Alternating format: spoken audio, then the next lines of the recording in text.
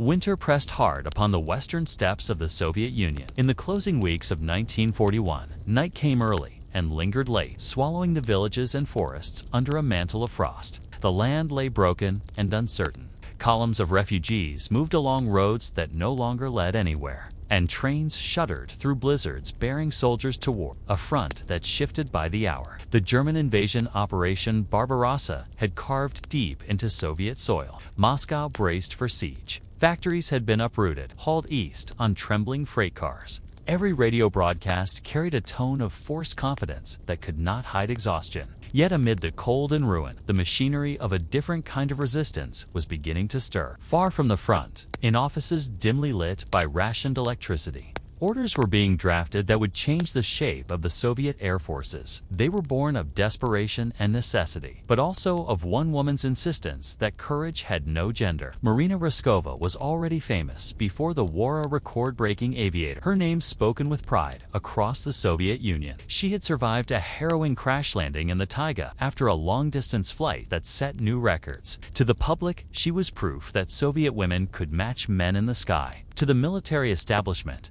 she was a curiosity who had outflown expectations. Now, as the nation bled, she used that fame to reach the highest office in the Kremlin. Letters and petitions had flooded Raskova's desk from women desperate to join the fight. Many were experienced pilots, graduates of flying clubs scattered throughout the republics. Some had logged hundreds of hours before the war began. They wanted to serve, not as nurses or clerks, but as combat aviators. Each request met the same bureaucratic wall. No provisions existed for women to fly in combat. Raskova carried those letters with her when she met with Stalin in the late autumn of 1941. She presented not only names and flight records, but the argument that the country could no longer afford to ignore half its population's skill. Her appeal came at a moment when the Red Army was staggering back toward the Volga, and every hand that could lift a weapon or guide a plane was needed. Stalin listened, and for once, a door long shut creaked open. By decree, 3 all-female aviation regiments were authorized. 1 fighter,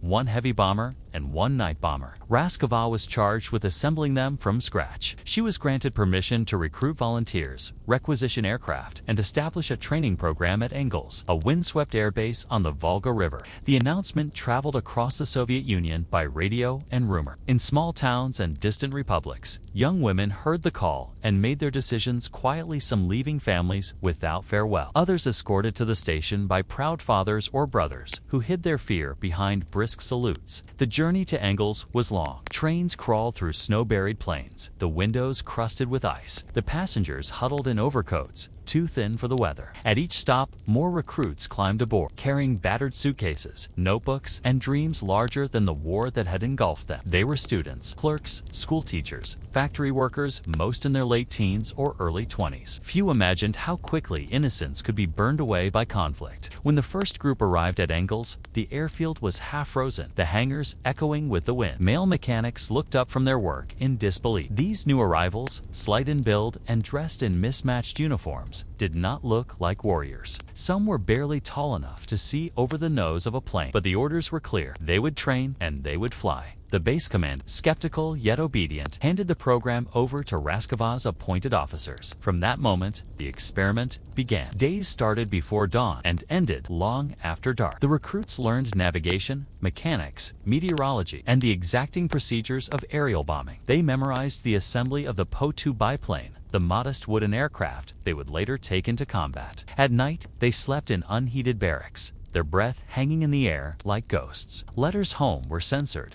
Food was scarce, and the cold found every gap in their uniforms. Still, they pressed on, driven by a mixture of pride and disbelief that history had chosen them. The instructors were veterans of the pre-war aviation clubs, and their patience was tested daily. The women's enthusiasm could not compensate for the shortage of equipment. They trained with outdated maps, shared instruments between crews, and learned to navigate by the dim light of kerosene lamps. The Po-2 South they practiced on were built of plywood and linen, their open cockpits exposing the pilots to the full bite of winter. When the engines started, the planes rattled like old carts on cobblestones, yet they were steady at low speed, forgiving 2 novices. No one then suspected these fragile machines would become symbols of fear to the German army. Between lessons, friendships formed. They sewed patches into uniforms, shared stories of home, and quietly recorded their experiences in notebooks that would survive long after many of them did not. Discipline was strict, but laughter found its way through the cracks. The sound of it drifting from the barracks surprised nearby soldiers who had forgotten what joy sounded like. By February 1942,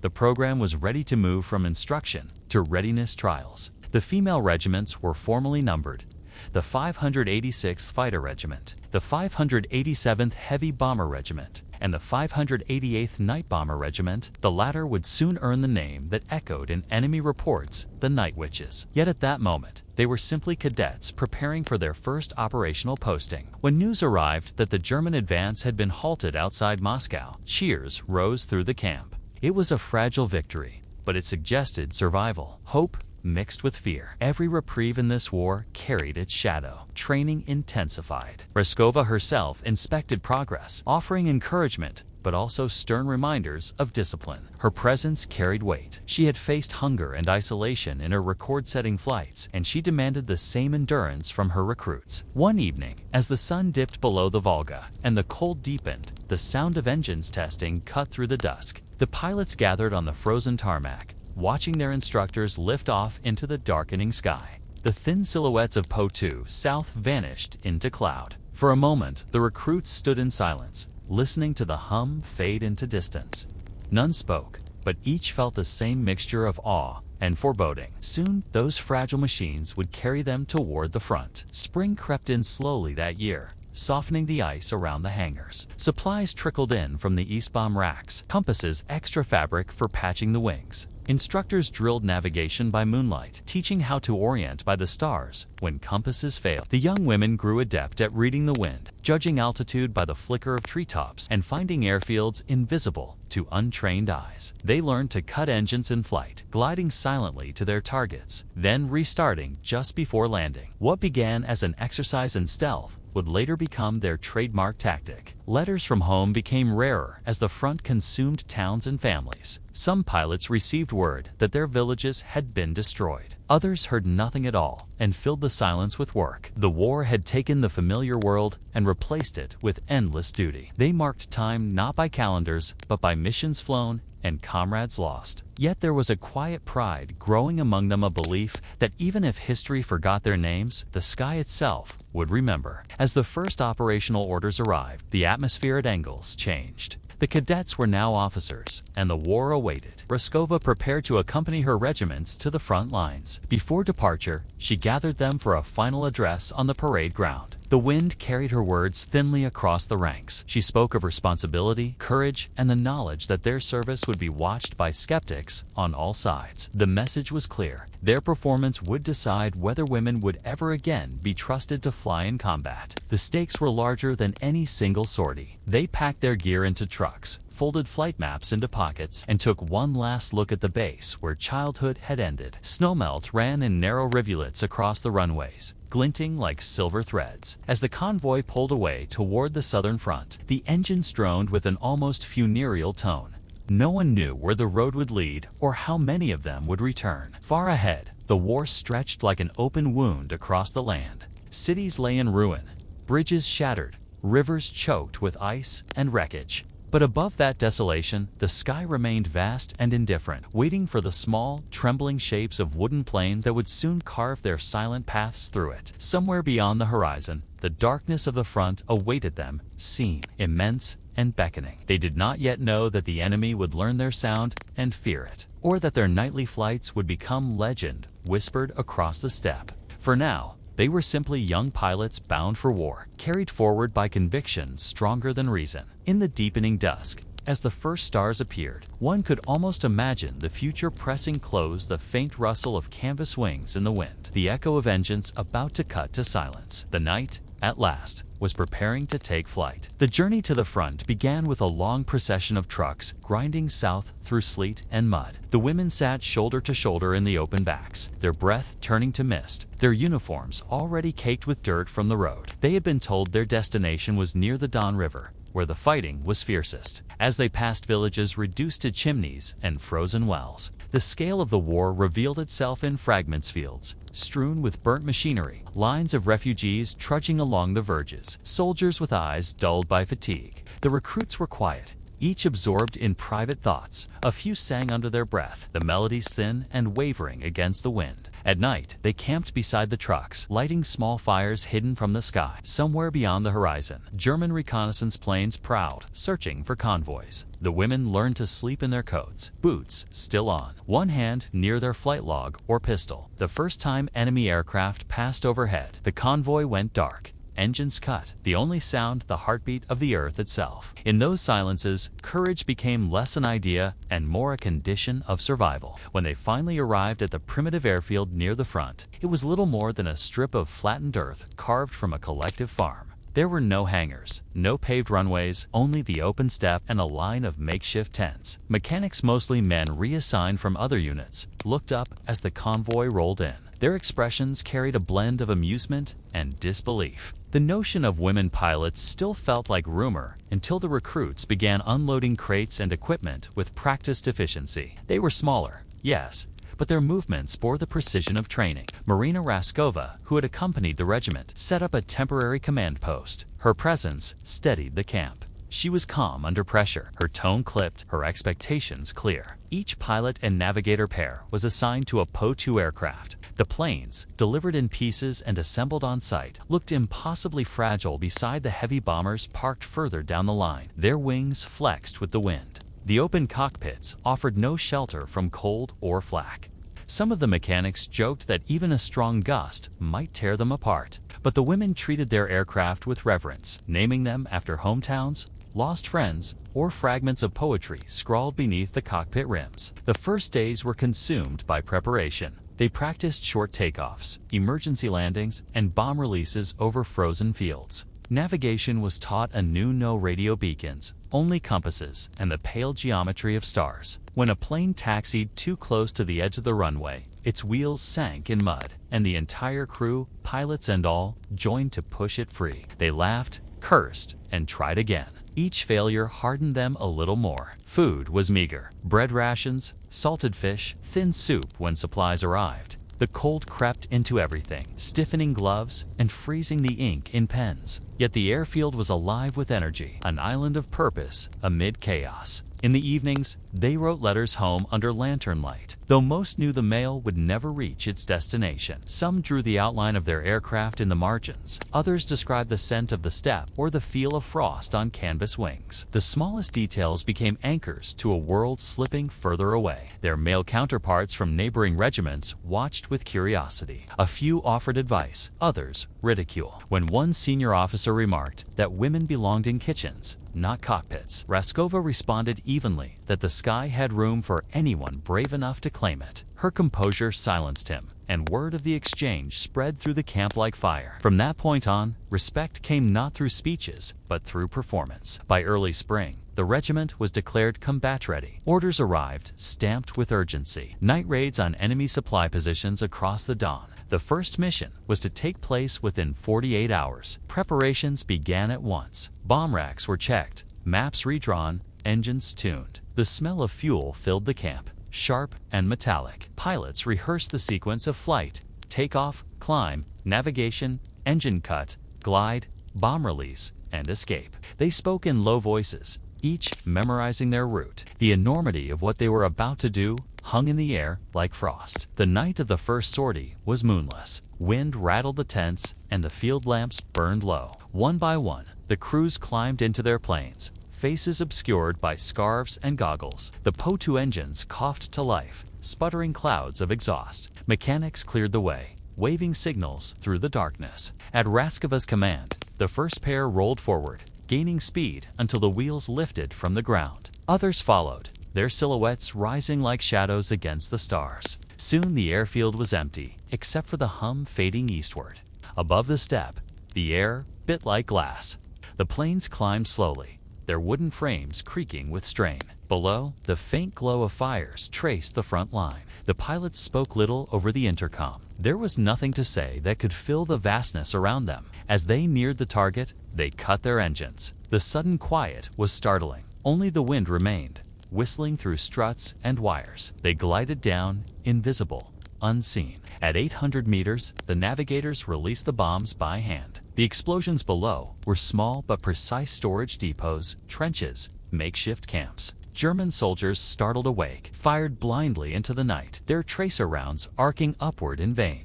The women banked away, engines still silent, disappearing into the blackness. The enemy heard only a faint hiss of air and the whisper of fabric before destruction fell. It was this soundless approach that would give rise to their name, Nachthexenite witches. The first missions were tentative, the targets minor, but each success built confidence. When the crews returned to base, frost clinging to their flight suits, they were met by quiet applause. No one celebrated loudly. War allowed little space for triumph. Yet inside, something had changed. They had crossed from training to reality, from theory to legend in the making. Over the following weeks, the tempo increased. Each night brought new coordinates, new dangers. The Po-2 South flew low to evade radar, often so close to the ground that the pilots could see the reflection of stars in rivers below. When anti-aircraft fire found them, they zigzagged wildly, trusting instinct more than instruments. Some planes never returned. Search parties combed forests and fields at dawn, finding only shards of wood or a scorched scarf caught in the branches. Still,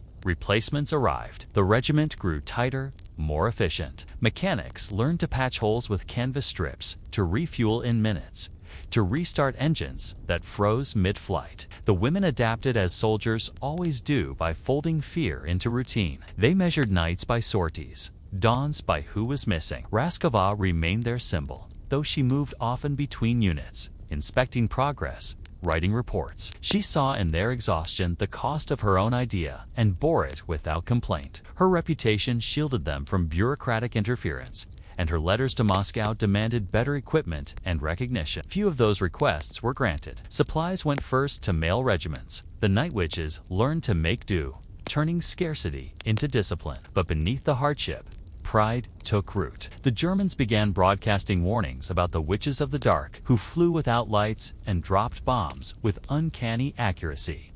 Stories spread of pilots who cursed the sky, swearing they could hear broomsticks above the trenches. It was propaganda born of frustration, yet the name stuck and the women embraced it. To be feared was a kind of respect no uniform could confer. One evening, after a particularly brutal mission over the Kuban bridgehead, a single Pote limped back on one engine, its wings riddled with holes. The pilot landed hard, skidding across the field. When mechanics reached the cockpit, they found her laughing softly, blood on her cheek, hands trembling from cold and adrenaline. The laughter spread until the whole crew joined in, relief breaking through fatigue. In that sound, something essential was revealed. A defiance beyond orders, beyond even patriotism. It was the realization that they had entered the realm of the impossible and survived. The wind rose again over the steppe, carrying with it the faint smell of oil and winter earth. Tomorrow would bring another list of targets, another night of silence and danger. The war showed no sign of ending, but from that night onward, the enemy would look to the sky with unease, and the whisper of canvas wings would mean one thing: only the witches had returned to claim the dark. Dawn over the Don steppe came pale and brittle, the kind of light that revealed more ruin than hope. Frost clung to the grass and to the ribs of the Po-2 South lined along the field, their patched wings fluttering faintly in the morning wind. The women moved quietly among them, tightening bolts, checking fuel lines, brushing snow from the propellers. Every hour not spent flying was consumed by work that would make flight possible again. Sleep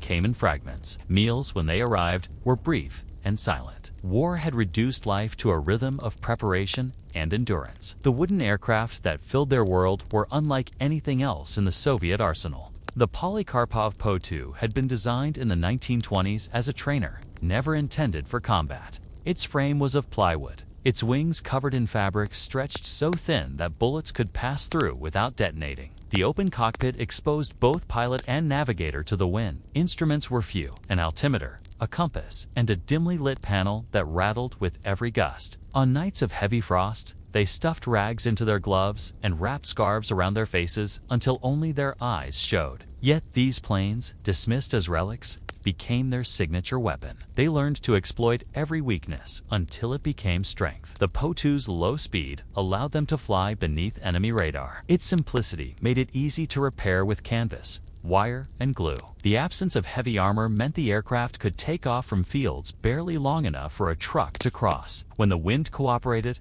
the biplanes climbed just high enough to clear the treetops before vanishing into darkness. Each takeoff felt like a leap of faith into the unknown, powered by engines no louder than a heartbeat. During the day, they rested in dugouts carved into the edge of the airfield. The shelters smelled of fuel and damp earth. Maps were pinned to the walls, marked with pencil lines showing routes over enemy positions, supply roads, ammunition dumps, bivouacs of the Wehrmacht's southern divisions. As they slept, artillery thundered in the distance, the sound rolling like a storm across the plains. It was never far enough to forget. At dusk, the ritual began again. Mechanics rolled the planes into position. Navigators collected their bomb loads, small crude cylinders, each barely capable of more than a localized blast.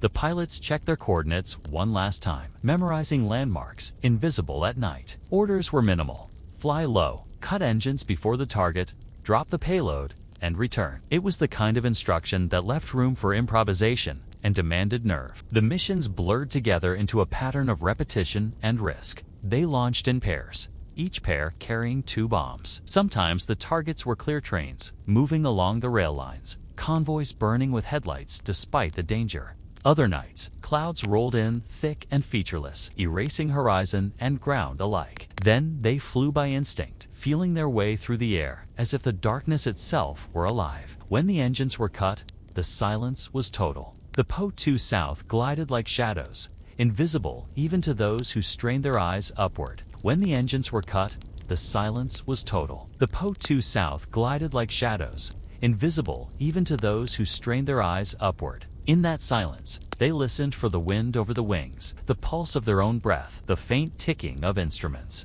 It was a silence so deep that some later said it changed them forever. Every flight carried a moment of choice, whether to drop the bombs and escape or circle once more to be sure. Accuracy mattered more than survival. German supply routes stretched across the countryside like veins, and a single successful strike could stall a battalion. They became expert in reading the flashes of anti-aircraft fire, timing their release between bursts.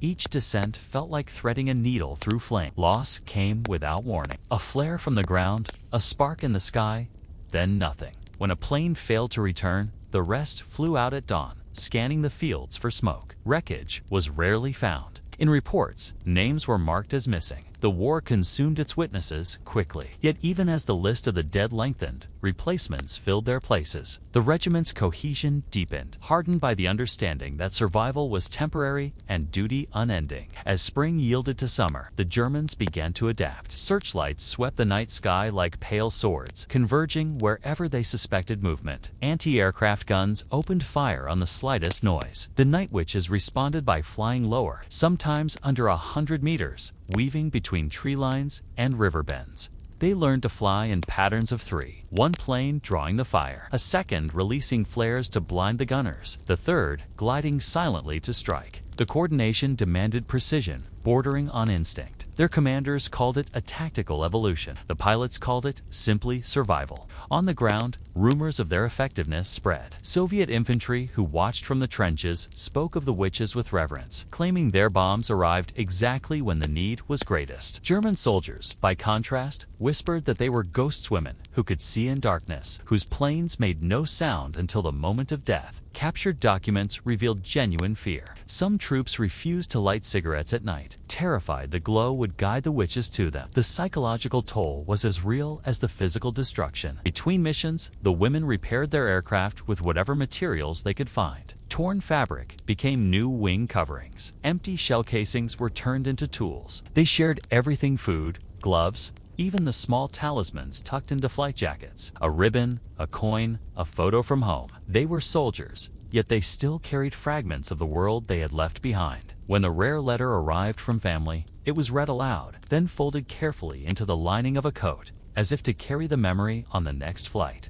The commander of the regiment, Major Evdokia Bershinskaya, maintained discipline with calm authority. She was respected more for steadiness than for rank. She knew that emotion, unchecked, could be fatal in the air. Her briefings were precise. No bravado, no rhetoric, just data-wine direction, altitude, target coordinates. Yet when she walked among the tents at night, she often paused to speak softly to those preparing for flight, offering a nod or a word of reassurance. In the face of so much uncertainty, Even a gesture could feel like a promise. By mid-1942, the regiment had flown hundreds of sorties. Each small success contributed to a growing legend. The Soviet press, eager for stories of heroism, began to mention them in brief dispatches, "Our daughters of the sky." The women read these lines with mixed emotions. They appreciated the recognition, but knew the reality behind the headlines. The cold that froze their hands to the controls, the exhaustion that blurred vision, the faces of those who did not return. Glory, they understood, was always written at a distance. One night, after returning from a raid on a munitions depot, a navigator stood beside her plane, staring at the horizon. The eastern sky was beginning to pale. Behind her, mechanics worked in silence, cleaning oil from the engine. She said quietly that the dawn always felt like judgment, the hour when those who survived must face what they had done. Another pilot, overhearing, nodded but said nothing. Words had become unnecessary. The bond between them was built from shared silence. The Germans, frustrated by their inability to counter the nocturnal assaults, increased their patrols. Faster fighters like the Messerschmitt Bf-110 prowled the skies, but the very slowness of the Po-2 South saved them. The heavy planes often overshot their targets, unable to maneuver at such low speeds. The night witches slipped through like moths through a net. The paradox amused them. Survival not by strength, but by limitation. As the summer dragged on, the front began to shift. Villages once in German hands were reclaimed, then lost again. The regiment moved constantly, setting up makeshift bases closer to new targets. Each relocation meant disassembling tents, packing equipment, loading bombs, and beginning anew on another strip of dirt.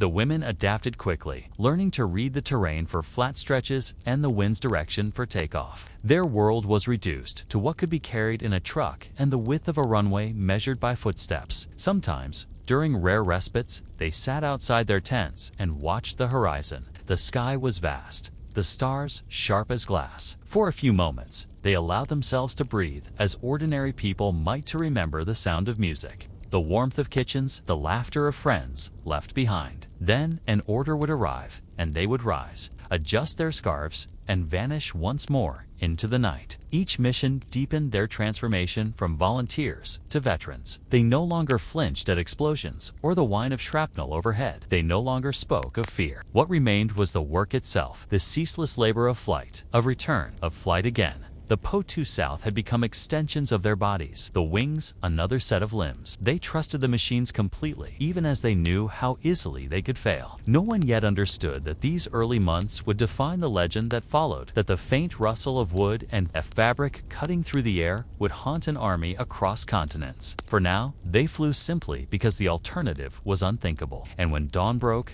pale and merciless, they landed among the frozen grasses, hearts still racing, eyes searching the sky as if expecting to see the ghosts of their own passing. The night had once again swallowed their fear and returned them alive, but it demanded payment each time. The witches of the dark were learning the price of their wings. The summer of 1942 deepened into heat and dust. On the steppe near the Don, the air shimmered above the fields, and the ground baked into cracked, red-brown clay. The front had stabilized for the moment, but the fighting was relentless columns of smoke rising by day, the dull thunder of artillery by night. The night witches, as the enemy now called them, had settled into a rhythm that blurred the line between exhaustion and endurance. Their small airfield, barely more than a scar in the landscape, pulsed with activity after sunset.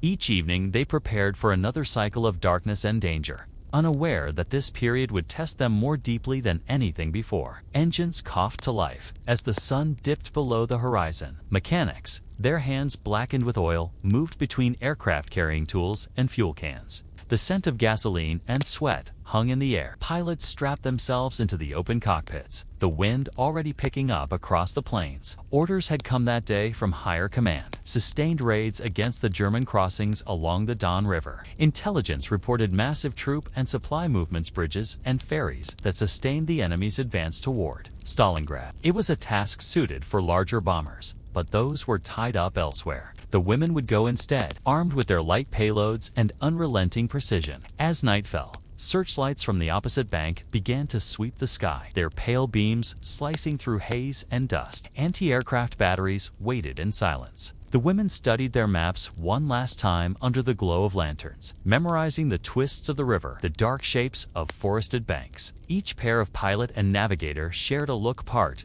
trust, part resignation. Then they climbed into their planes, the thin wooden wings trembling in the wind like leaves about to break free. One by one, the Po2 South rolled across the field and lifted into the dark. Below, the faint glow of the Volga faded behind them. The air grew cooler, the ground dissolving into a patchwork of silver and shadow. They flew low, sometimes only 50 meters above the earth, using the river itself as their guide. The dawn wound eastward in long, glittering curves, reflecting starlight like a trail of mercury. Somewhere ahead, beyond the next bend, the German positions waited.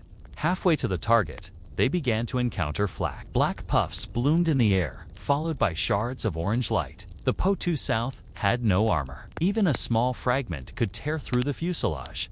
Yet the planes continued, steady as ghosts. The women learned to feel the explosions rather than see them, to sense where the air trembled and where it was safe. One plane banked sharply left, drawing fire away from the others. A second climbed above the range of the guns. A third, its engine cut, glided in silence toward the crossing. From below came the faint clatter of trucks, the shouts of men, the metallic hum of machinery. The navigator released the bombs by hand. Two flashes erupted along the riverbank. For a heartbeat, it seemed as though the night itself had caught fire. They turned for home, engines sputtering to life again. Behind them, flames licked at the edge of the water, spreading through fuel dumps and supply crates. The enemy guns opened up again, tracing blind arcs through the dark. One tracer passed close enough that the pilot saw its reflection on her goggles. She tightened her grip and pressed forward, teeth clenched against the roar. When they finally crossed back over friendly lines, the radio crackled once a brief burst of static, confirming survival. At the airfield, the first to land found Raskova waiting. She had returned from Moscow to inspect progress. Though weary from travel, her posture was still commanding. As the planes taxied in, she helped count them, her face impassive. One was missing. The crew had been among the youngest, barely 20 years old. There was no time to search that night. The enemy lines were too close. The women went about their tasks silently, refueling, checking for damage, recording flight data. The next wave would depart in less than an hour. Loss had become a constant companion. When a plane failed to return, they folded its absence into their routine like another layer of the night. There were no ceremonies, no tears. Instead, a name would be struck from the roster, a new crew assigned to the empty tent. The war moved too quickly for mourning. Yet, in the rare moments of stillness, when engines cooled and stars wheeled overhead, memories surfaced unbidden.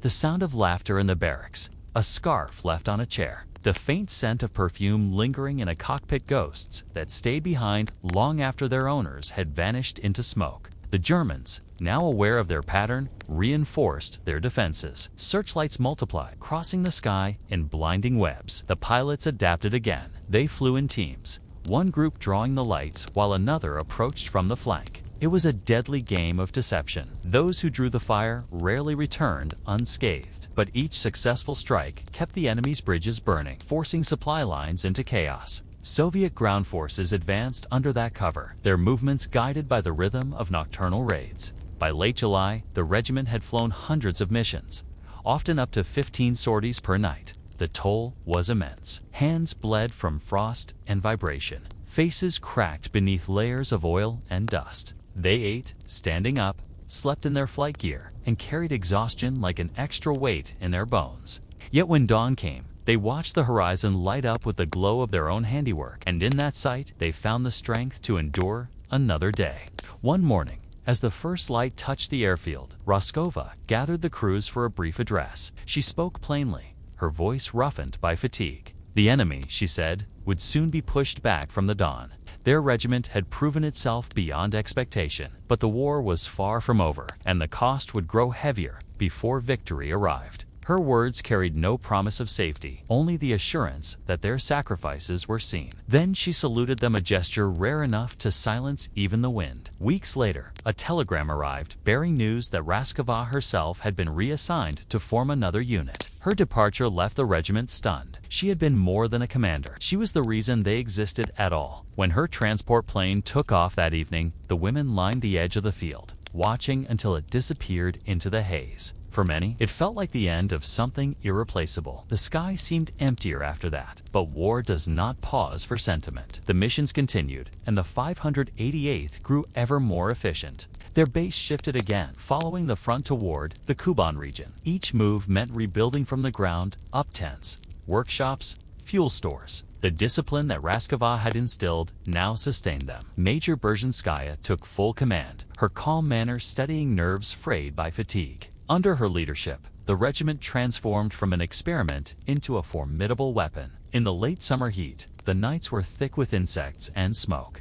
The Po-2 South droned above the front like restless insects, striking at depots, trains, and ammunition dumps. The enemy called them pests. The soldiers on the ground called them salvation. Infantrymen learned to time their advances with the rhythm of the raids, moving forward while the enemy hid from the witch's silent approach. The collaboration between air and ground became seamless, an unspoken pact written in darkness. Sometimes, in brief pauses between missions, the women gathered by the edge of the field and looked up at the stars. The constellations were the same ones they had studied during training at Engels, their compass and comfort. They could pick out the North Star even through haze, their eyes trained by habit. The universe seemed vast, indifferent, and somehow merciful. For a few stolen minutes, they were not soldiers, but travelers between worlds, suspended between the living and the lost. Then an order would come, and the engines would start again. By autumn, the Germans were retreating from the Don Basin, but the regiment's work was far from finished. Each night brought new coordinates, new dangers. They had become the sound of an inevitability and omen carried on the wind. In villages miles away, people claimed they could tell when the witches were near because the night grew still, as if holding its breath. It was never true silence, but something close, a gathering of tension before the faint rustle of canvas and the whisper of falling bombs. The raids of 1942 carved the Night Witch's legend into both sides of the war. Night Witch's legend into both sides of the war. In Soviet reports, they were hailed as heroines who turned fragile planes into instruments of vengeance. In German diaries, they were nightmares that no guard post could escape. Between those extremes lay the reality, a group of young women who faced death nightly, not out of hatred, but because duty left no other choice. As the last leaves fell from the trees and the air turned sharp again, they prepared for the long winter to come, unaware that the worst battles still lay ahead. The war was shifting, and with it, the meaning of courage. The Night Witches had survived their baptism by fire, but survival was only the beginning. The night remained their element, and within its shadows, they had learned the strange truth of their existence, that fear, when faced long enough, ceases to terrify, becomes simply another form of flight. Winter returned to the steppe like a living thing, crawling over the earth in sheets of frost. The airfield lay half buried under snowdrifts, its runway a narrow ribbon of packed ice marked by torchlight. The Don Basin had been reclaimed, yet the war pressed on. The German lines now bent around the ruins of Stalingrad, and the Soviet counteroffensive thundered westward in relentless waves. The Night Witches followed the front like shadows tethered to its movement. Their world shrank to the rhythm of night. Missions, the same tasks repeated, until routine itself became a form of endurance. Each day began, not with sunrise, but with the slow fading of darkness. When the planes returned, their engines coughing through the cold, mechanics rushed forward to guide them in. Frost had frozen the control cables, oil had thickened in the engines, and the women climbed stiffly from their cockpits, faces numb, eyelashes white with ice. They spoke little, only exchanged glances that carried more meaning than words. Behind them, the steppe glowed faintly with the remnants of distant fires. They had become creatures of the night, invisible by day, reborn at dusk. The wooden Po-2 South were not meant for this season. Their fabric coverings stiffened in the cold. Their engines faltered in temperatures that froze breath mid-air. Before every flight, the ground crews lit small fires under the fuselage to warm the oil tanks. Mechanics rubbed their hands raw, trying to keep bolts from seizing. Yet the regiment never paused. Each night, they flew between 10 and 15 sorties, their missions overlapping until the hours blurred. Sleep came in 2-hour fragments. Meals were rationed to whatever could be eaten with numb, fingers-black bread, thin soup, sometimes nothing at all. The targets shifted constantly. Supply depots, rail junctions, river crossings, camps hidden in forested ravines were part of the endless machinery of war. The women flew without radios, navigating by instinct and the faint outlines of rivers and roads. They carried maps stitched together from fragments, some handwritten, others torn from outdated atlases. To guide them, they relied on the stars and the soft glow of villages burning on the horizon. The silence between the roar of engines and the crash of bombs became a kind of music, both terrifying and sacred. Every flight carried a different weight. Some nights, the sky was clear and the air steady, the targets visible even through smoke. On others, fog rolled in thick and cold, swallowing the earth in darkness. When visibility vanished, they flew by memory, trusting in the rhythm of their heartbeat and the faint hum of their propellers. If they misjudged distance by seconds, they would crash before seeing the ground. Still they flew, night after night, until fatigue dulled the sense of fear. Losses grew heavier. The regiment buried its dead quietly, without ceremony. Graves were marked by wooden crosses that leaned in the wind, their names written in charcoal that the weather soon erased. Yet the ranks remained unbroken. When a plane went missing, the next night another took its place. The living carried the memory of the lost not as grief, but as resolve. To stop was unthinkable. Major Bershinskaya kept the regiment together with quiet precision. Her tent became the center of gravity in a world of movement. Inside, maps covered every wall, marked with pins and ink lines tracing missions past and planned. She spoke little, but her calm presence steadied even the most frayed nerves.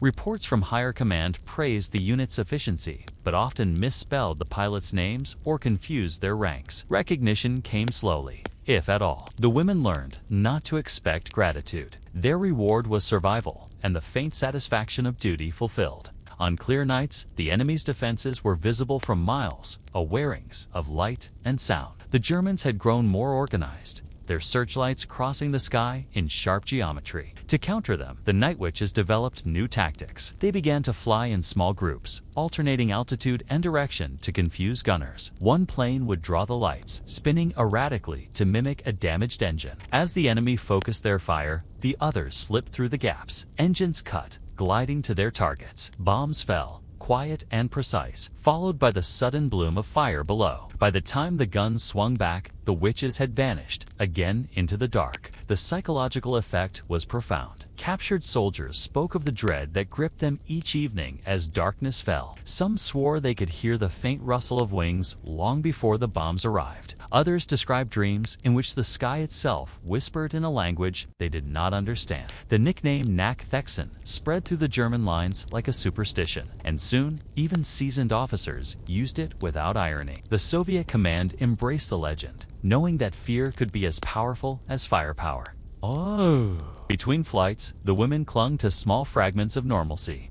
Someone had salvaged a gramophone, and its cracked records played faintly through the tense waltzes, folk songs, music from a time before the world had burned. They wrote letters that could not be sent, describing skies filled with frost and silence, or the way the stars looked when reflected in the river below. In their few moments of rest, they mended uniforms, patched gloves, and whispered stories that kept them human. Laughter, when it came, was sudden and brief, a flash of warmth before the next mission call. The cold winter nights brought a new danger: frostbite and hypoxia. The open cockpits offered no protection, and even layered in wool and leather, the pilots' hands froze to the controls. Navigators carried pencils in their mouths to mark maps without removing gloves. Some lost sensation in their fingers permanently. Others ignored pain until it became indistinguishable from the air itself. Yet none requested relief. In their minds, every sortie flown was one closer to ending the war. Late in January 1943,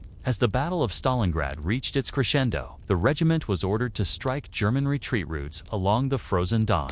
The enemy, encircled and desperate, was attempting to flee across the ice. That night, the air was crystal clear.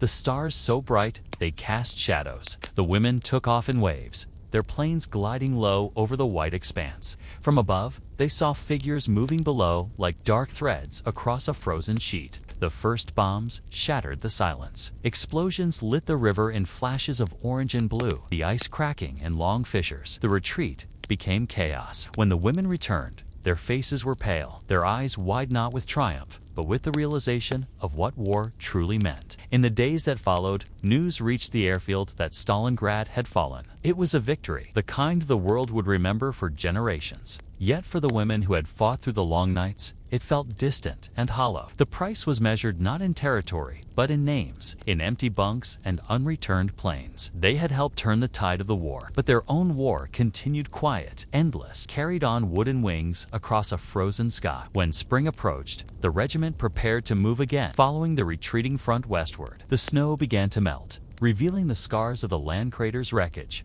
remnants of burned villages. Birds returned to the fields, nesting in the skeletons of trees. For a brief moment, the world seemed alive again, as if trying to remember what peace might feel like. But the witches knew better. The night still belonged to them, and peace was not yet ready to return. They watched the thawing rivers, the flowing ice, the sky brightening over the horizon, and understood that their work was far from finished. The rhythm of flight, the climb, the glide, the fall of silence had become their existence. Somewhere ahead, the front would shift again, and they would follow, their wooden wings carrying them deeper into the war's unraveling heart. For now, the airfield slept beneath a fragile dawn. Engines cooled, frost melted from wings, and the first bird song mingled with a faint scent of oil and smoke. The witches of the dark, wrapped in their blankets, closed their eyes for a few hours' rest. In their dreams, the night never ended, simply waited for them to rise again. Spring came to the Kuban steppe like a reluctant truce. The snow retreated in uneven patches, revealing fields trampled by months of war. Rivers thawed, swollen with debris from upstream villages. The air smelled of mud,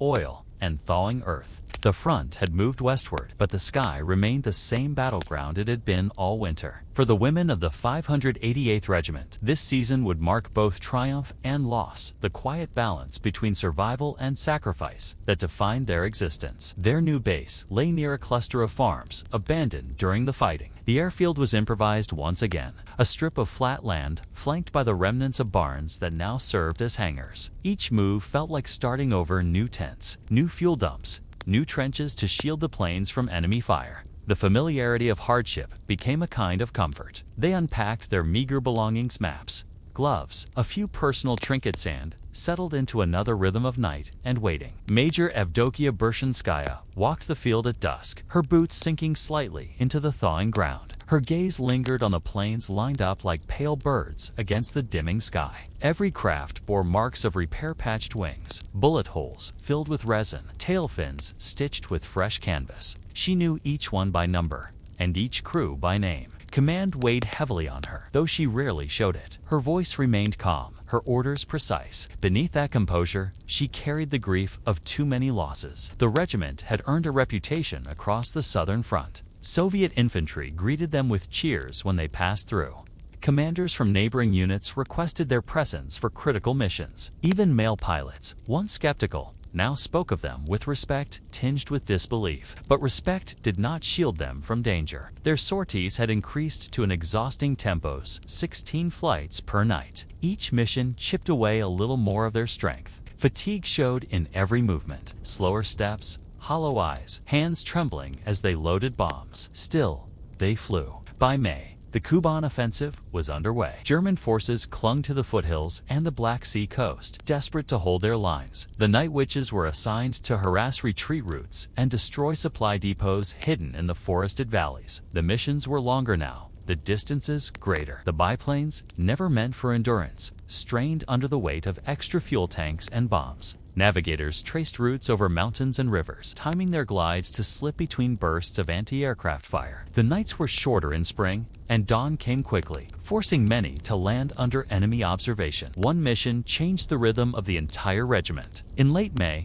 a crew led by Yevdokia Nozila, decorated navigator known for her precision, was struck by flak during a return flight. A shell exploded beneath the cockpit, sending fragments through the fuselage. Witnesses later said the plane wavered, dipped, then leveled out again. Nozel, mortally wounded, had guided her pilot's hand, ensuring the bombs were dropped before losing consciousness. Her body was found still strapped to the seat when the plane landed. The regiment buried her at the edge of the airfield, the soil still soft from the thaw. That night, when they took off again, they flew in silence. No songs, no jokes, just the sound of wind and engines filling the void she left behind. That night, when they took off again, they flew in silence. No songs, no jokes, just the sound of wind and engines filling the void she left behind. Her death marked a turning point. Loss had become constant, but Nozel's steadiness had been a compass for many. The women learned to speak less of fear, to carry grief quietly. They replaced sentiment with routine, finding comfort in the familiar gestures of flight checks and briefings. Yet, something had shifted. They were no longer the eager volunteers of Engels, nor the wide-eyed recruits who had marveled at their first missions. They had become soldiers in the truest sense, measured, weary, and unyielding.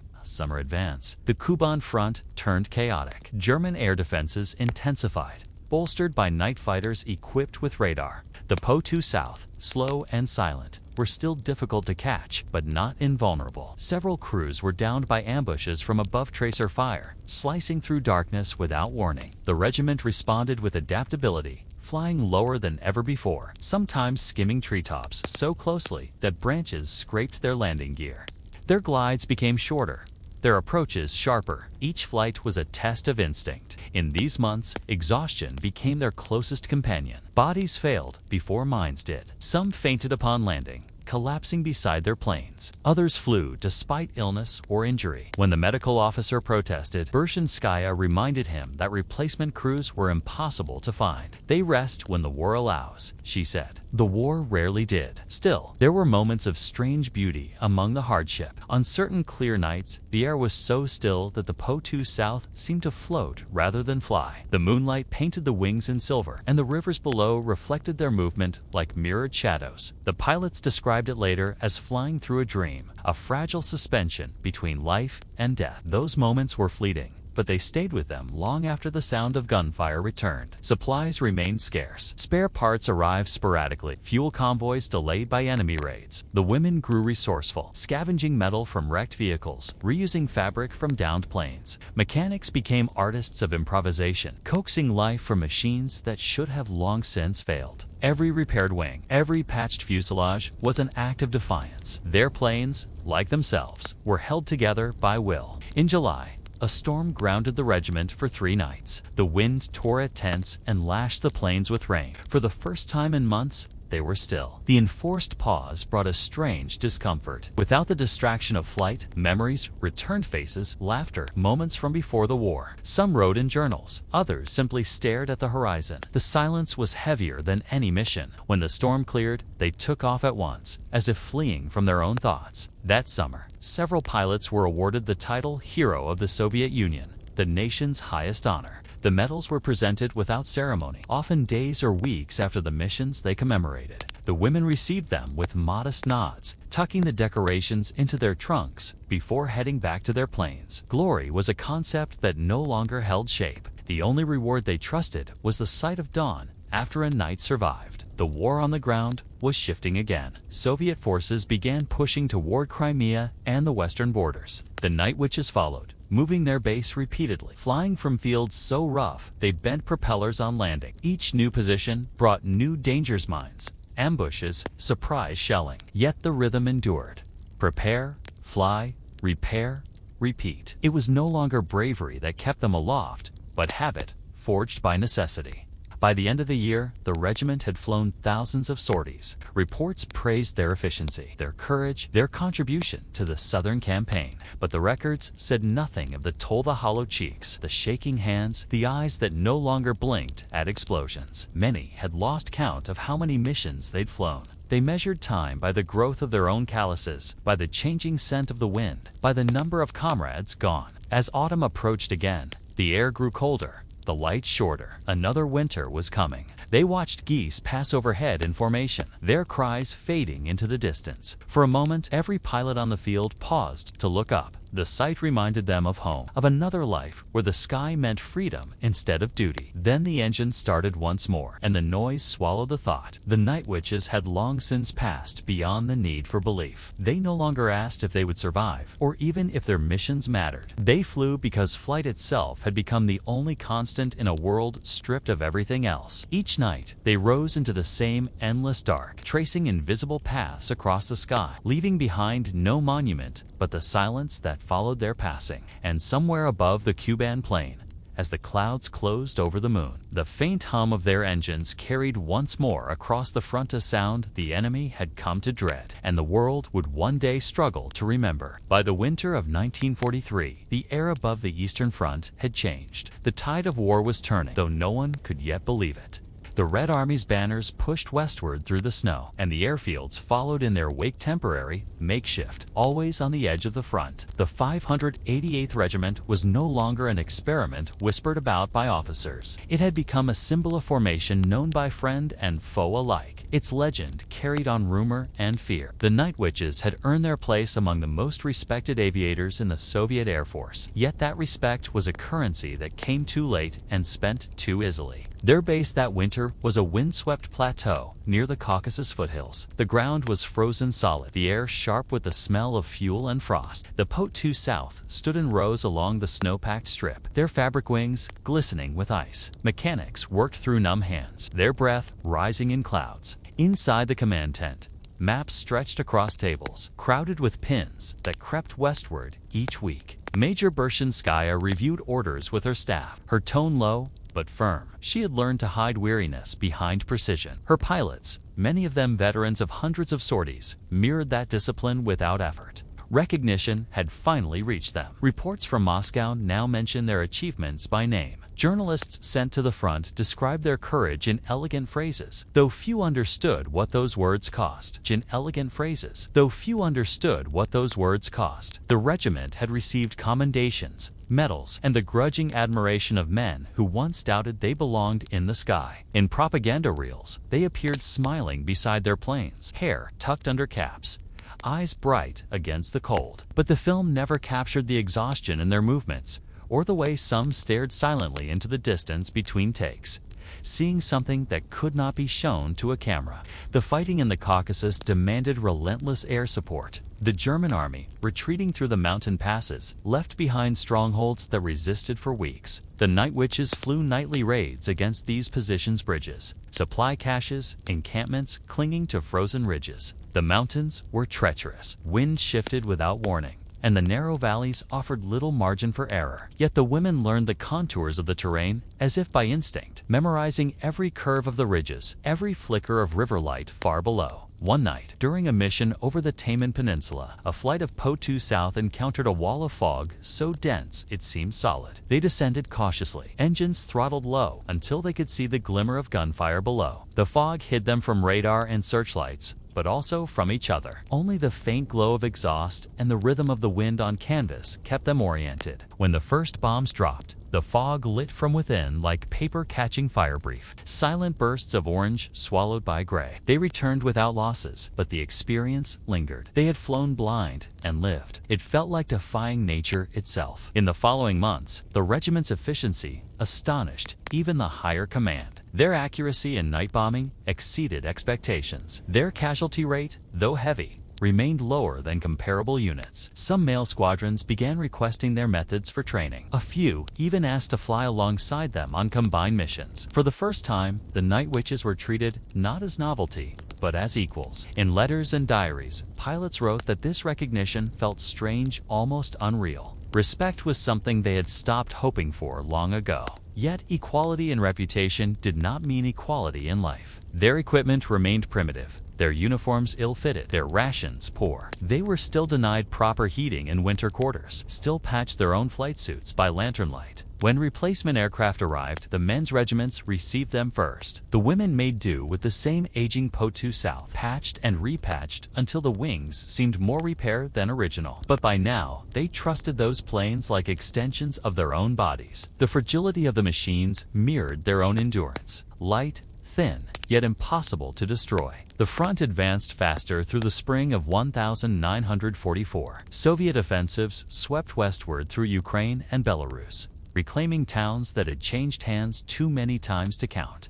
With each advance, the regiment moved again. Their airfields were temporary sanctuaries, always a few kilometers behind the artillery lines. When they arrived at new ground, they cleared the fields themselves, cutting grass, marking runways, digging shelters. The work left their hands raw, their faces streaked with dust, but the rhythm of labor gave purpose to waiting. At night, they flew missions over terrain they no longer recognized. The world below was a shifting map of destruction craters, rivers, forests burned to ash. Yet amid the ruin, they found moments of beauty that defied explanation. In the high altitudes, frost crystals formed on the edges of their goggles, catching starlight in miniature rainbows. When dawn crept over the horizon, the entire sky sometimes blazed with pink and gold, the color of fire softened by distance. They returned from those flights in silence, unable to describe the mixture of terror and wonder that filled the hours between takeoff and landing. Among them were pilots who had once been teenagers at Engels, now veterans hardened beyond their years. They carried themselves with quiet authority, their faces lean and pale. They had seen comrades fall, engines fail, planes vanish in smoke, yet they continued without question. There was no room for hesitation in their world. Courage had become a reflex, survival a craft honed by repetition.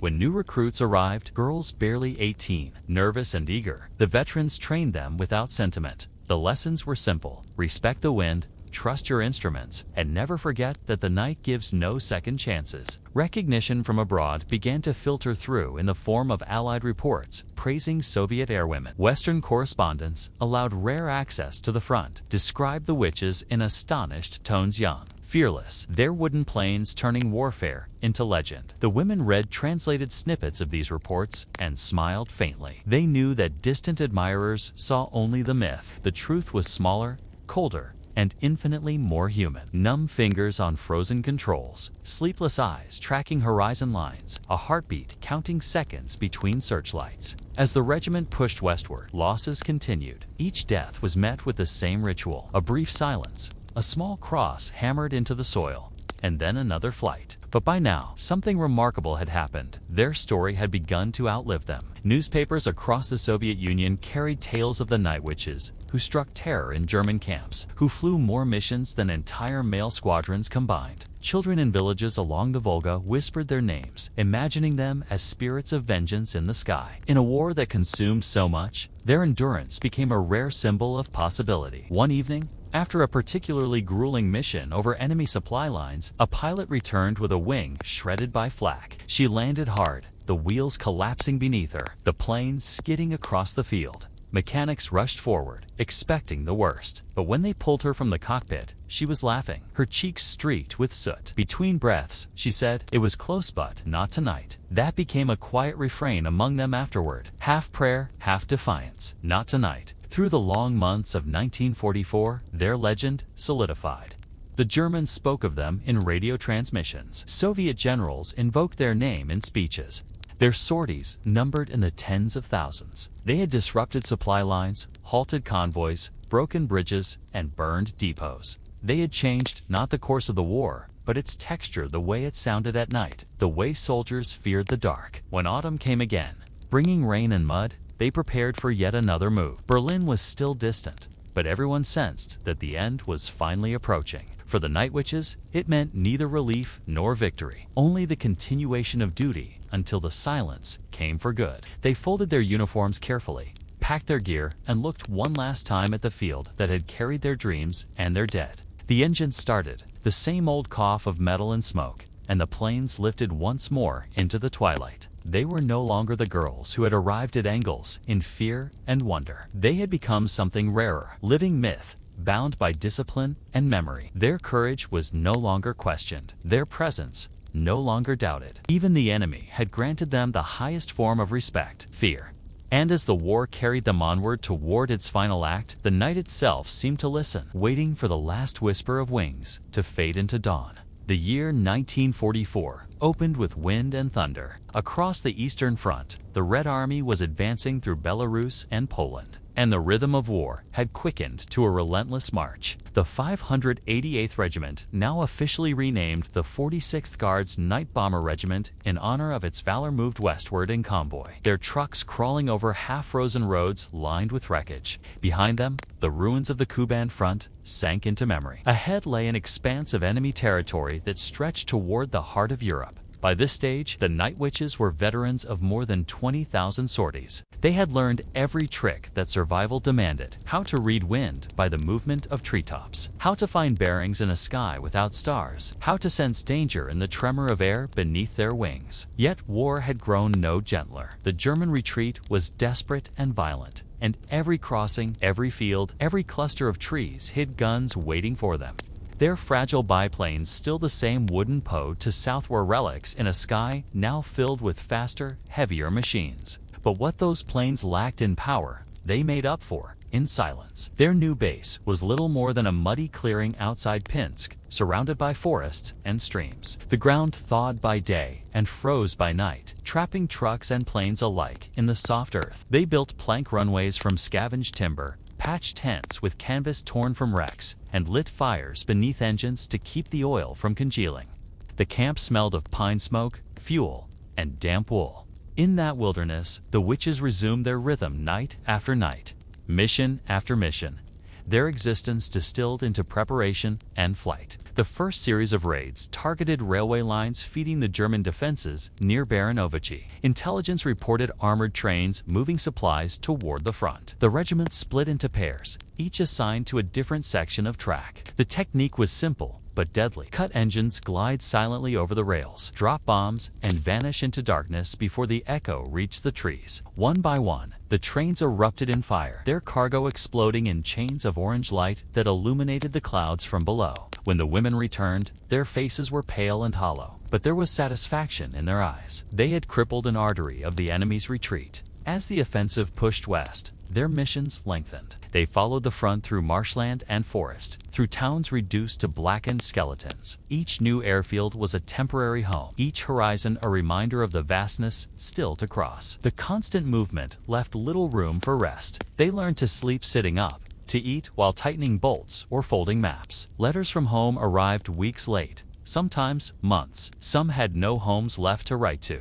The war consumed everything except duty. But among the monotony and exhaustion, small moments of grace persisted. On clear nights, the northern lights sometimes shimmered faintly over the horizon, a ghostly curtain of green rippling across the sky. The women watched it in silence before takeoff, each finding in its glow something that words could not name: beauty in defiance of ruin. They believed the dead could see it too. In May, a mission over the Pripyat marshes nearly ended in disaster. Heavy fog blanketed the ground, and the navigators lost their bearings. The planes separated, drifting through a world of white nothingness. One crew, guided only by the distant rumble of artillery, flew in circles for hours, fuel dwindling. They finally spotted a faint glow below an enemy camp. With the last of their reserves, they glided low, released their bombs, and vanished into cloud. When dawn broke, they landed on a frozen river by chance. Mechanics later found them asleep inside the cockpit, wrapped in their parachutes,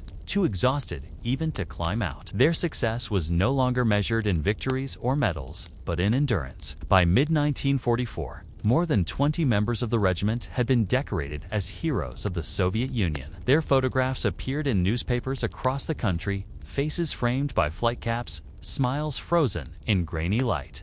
But behind those images were stories few readers would ever know, of engines stalling mid-flight, of frostbitten hands gripping controls, of the quiet sobs muffled by the roar of takeoff. The mythology of the Night Witches was growing, but myths, they knew, were born from pain. The German army had begun to collapse under the weight of the Soviet advance, yet its defenses remained deadly. Near the Vistula River, flak batteries ringed the crossings with relentless fire. The Po-2 South, flying low and slow, became easy targets if spotted.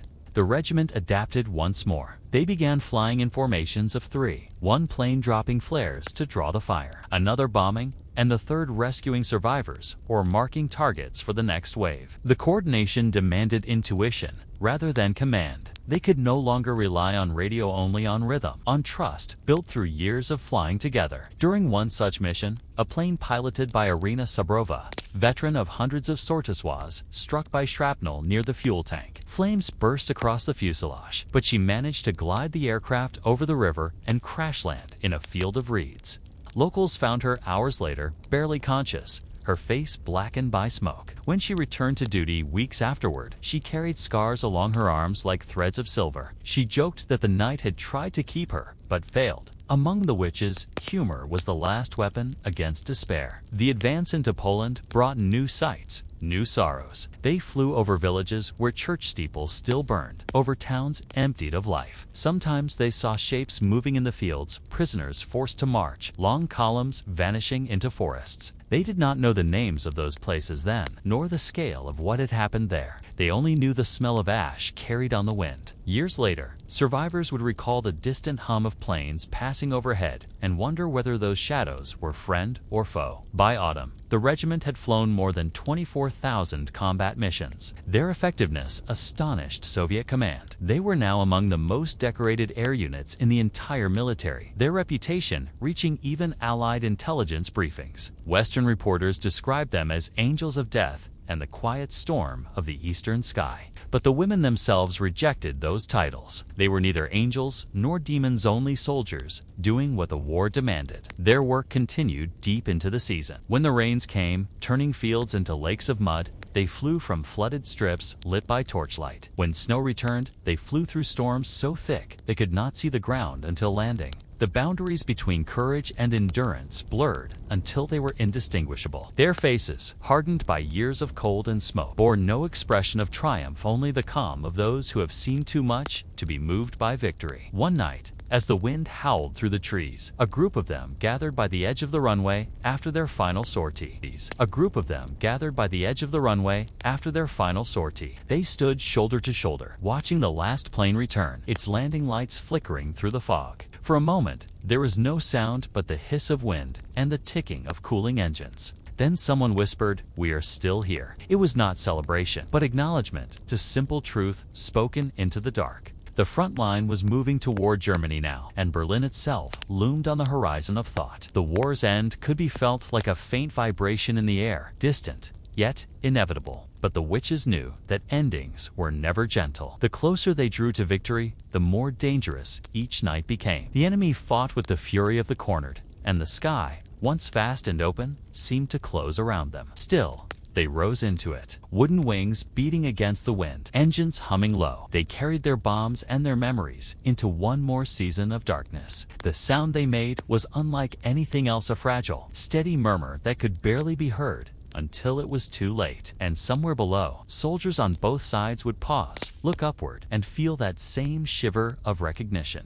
The night belonged to them still. The witches had not yet flown their last. The final winter of the war was a season of smoke and thaw, of frozen rivers cracking under the weight of retreating armies. By early 1945, the Red Army was pressing west through Poland and into the shattered edges of Germany itself. The 46th Guards Night Bomber Regiment followed close behind, their convoys crawling along roads lined with burnt vehicles and the wreckage of years. They were veterans, now haunted, unyielding, and almost mythic even among their own. The world around them was collapsing, but their mission remained the same: fly through darkness, deliver their payloads, and return before dawn. Their new base stood near the Oder River, in a field that once belonged to a small farm. The farmhouse had been destroyed, its foundation now serving as the command post. Beyond it stretched the skeletal remains of fruit orchards and a windmill with its blades torn away. The air reeked of smoke and mud. They built their runway from wooden planks and metal scraps scavenged from wrecked German trucks. At night, they lit the edges with dim lanterns masked by cloth, just enough light to guide the landings,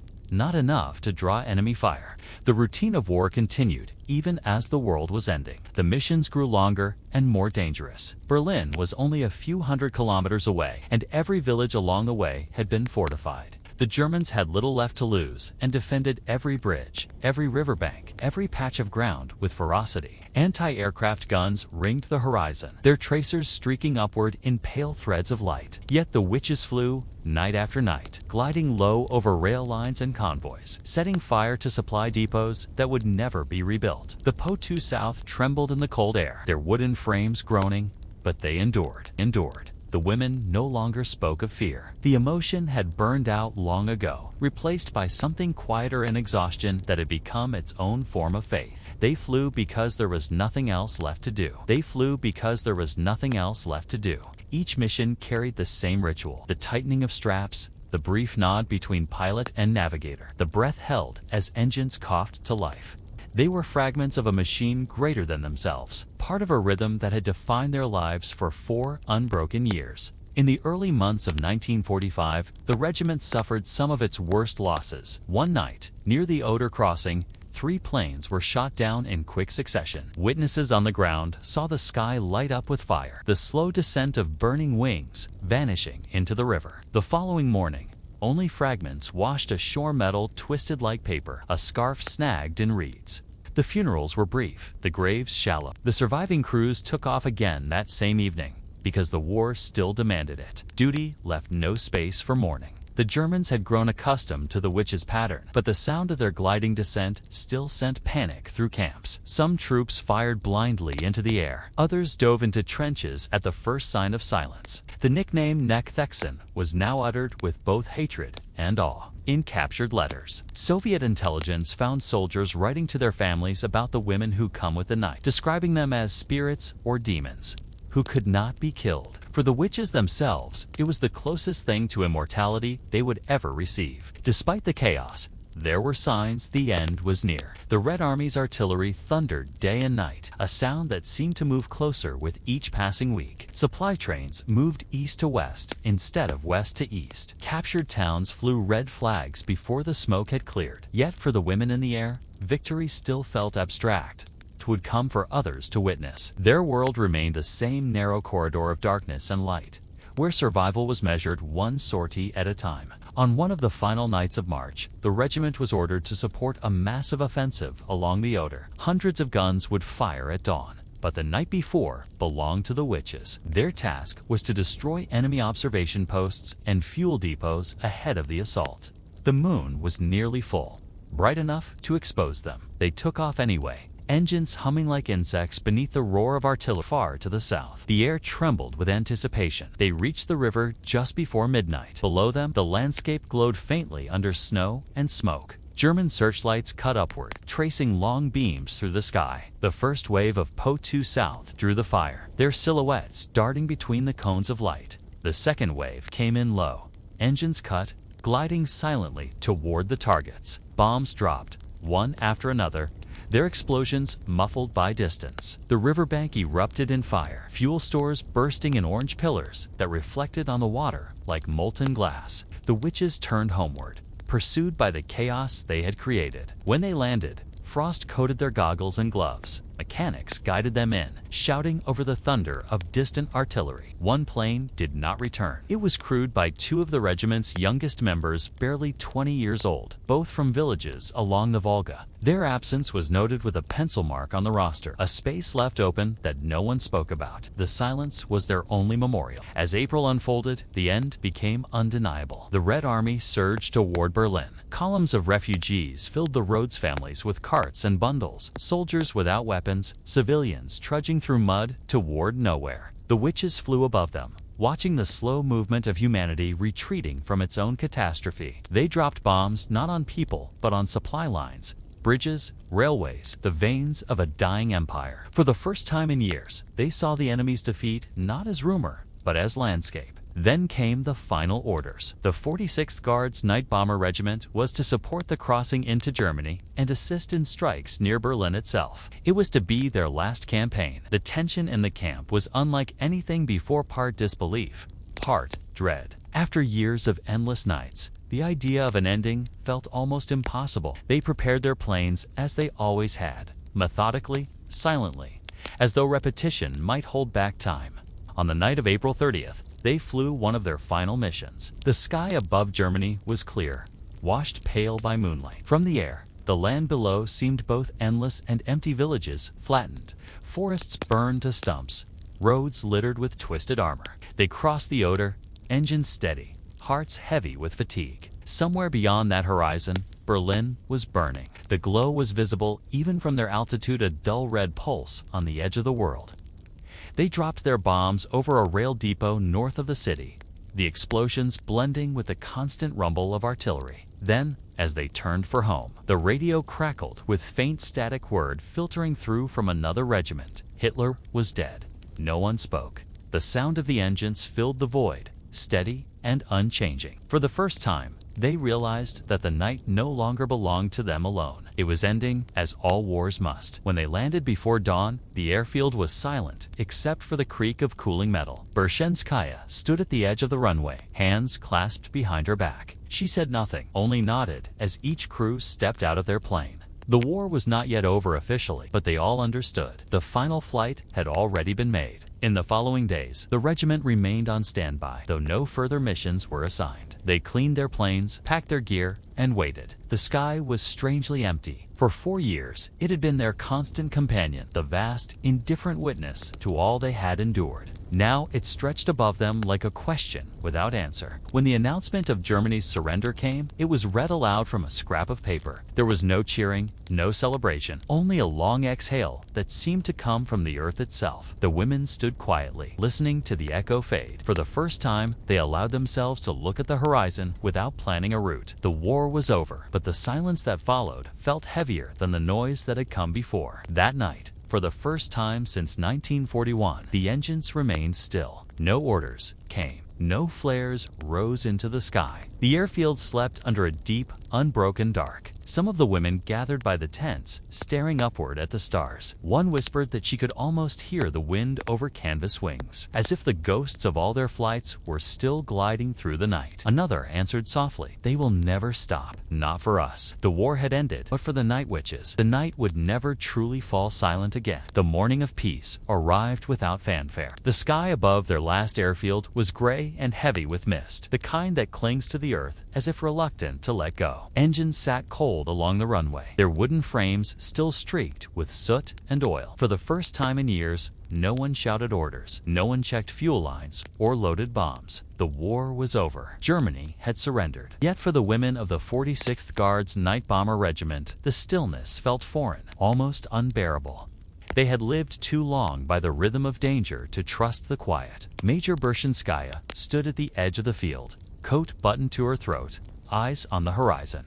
Around her, the remnants of the regiment gathered in small groups. Pilots, navigators, mechanics, medics, all stripped of their purpose in an instant. Some wept quietly, others simply stared into the mist. The front had moved beyond them now, swallowed by politics and parades, but the night witches had already flown their last. Their final tally would later be recorded in official documents. More than 23,000 missions, over 3,000 tons of bombs dropped, hundreds of enemy installations destroyed. But those numbers said nothing of what they had given up to achieve them. When orders came to stand down, the women began dismantling their camp. They packed equipment into crates, folded tents, and wrote their names on flight logs for the last time. The Po-2 South, once patched and repatched with such devotion, were scheduled for reassignment or storage. Mechanics polished their fuselages one final time, hands lingering on the rough seams and faded markings. The planes looked fragile in the morning light, like relics of another world. To those who had flown them, they were not machines, but companions, silent witnesses to every fear, every triumph, every loss. Farewells came in fragments. Some were reassigned to training academies, others to civilian aviation or administrative posts. A few chose to remain in the military, though few commands could match what they had lived through together. The bonds forged in darkness, under fire, could not be replicated in peace. When the first truck pulled away from the field, tires cutting through the mud, the sound echoed like a departure from time itself. As days passed, the camp emptied.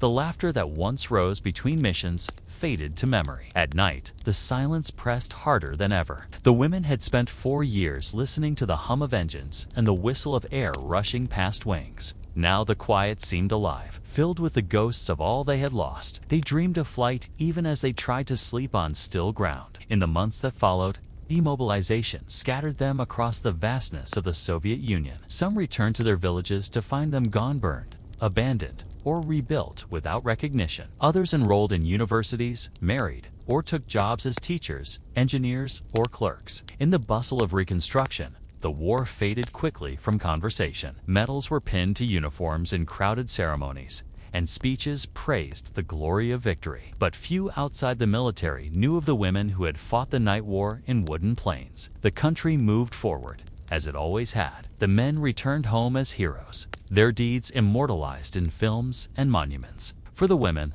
the acknowledgement came slowly, if at all. Some were told to set aside their uniforms and resume women's work. Others were discouraged from speaking of the war, as though their courage had been an anomaly best forgotten. They obeyed, outwardly at least, but inside, they carried a silence deeper than any secrecy. A few found their way back to the sky. Former pilots joined civilian aviation programs, training new generations to fly under safer stars. They spoke little of combat, only of discipline and precision, of how to read the wind. Yet every time an engine started, something inside them stirred a ghost of the old rhythm, the pulse of the night still alive in their blood. Years later, as the nation rebuilt itself from ruin, their story resurfaced. Veterans associations began to record testimonies, and young historians sought them out in small towns and distant villages. The women spoke softly, their voices even, their memories precise. They described the sound of frost cracking on wings, the smell of kerosene, the moment when the engine cut and the world fell into silence. Some smiled when they recalled how the enemy named them witches. "We did not fly on broomsticks," one said, "but we flew in darkness, and that was close enough." Photographs from those years still exist, black hand-white faces framed by flight caps, eyes calm and steady. Behind each image lies a lifetime compressed into a few square centimeters. Exhaustion, youth, and a kind of peace that only comes after surviving the impossible. The grain of the film cannot show the trembling hands, the lost voices, the nights spent staring into endless sky. But those who look closely can sense something beyond the picture, the quiet defiance of women who refuse to be erased. In the decades that followed, the night witches became legend again, first in whispers, then in books, and finally in the words of those who had never known war but needed its stories to remember what endurance meant. Monuments appeared in their honor, modest plaques in provincial towns, murals in forgotten airfields. In museums, a few of their planes were restored, patched wings gleaming under polished lights. Visitors looked up at them with awe, not realizing how fragile they had been in flight, how close each mission came to ending in flame. For the surviving veterans, old age brought a different kind of battle. The memories that once defined them began to fade, slipping like mist through fingers. Some lived long enough to see the world change again, to watch the sky filled not with bombers, but with airliners, satellites, and quiet machines that flew higher and faster than they could have imagined. Yet, even in that modern world, when asked about the war, they spoke of the same things: the cold, the stars, the silence before the drop. History would record them as pioneers, as warriors, as symbols of courage. But they had never sought those titles. They had flown because their country was burning, and someone had to rise into the night. They had done what needed to be done, and in doing so, had left a mark on the world, invisible to all but the wind. In the quiet years after, a few of them would gather when they could, their reunions small and bittersweet. They would sit together, their medals glinting faintly, and talk of the ones who never came home. Laughter would mingle with pauses too long for words. When the meeting ended, they would stand in silence, heads tilted slightly upward, as if listening for a sound only they could hear. Perhaps it was the wind, or perhaps something else, the faint rustle of fabric, the whisper of wings against air, the echo of an engine cutting to silence one last time. The war had ended, but the nights still carried their names. And somewhere, beyond the reach of memory or map, the witches of the dark continued to glide across an endless sky, unseen but eternal, carried forward on the breath of history, forever flying, forever free.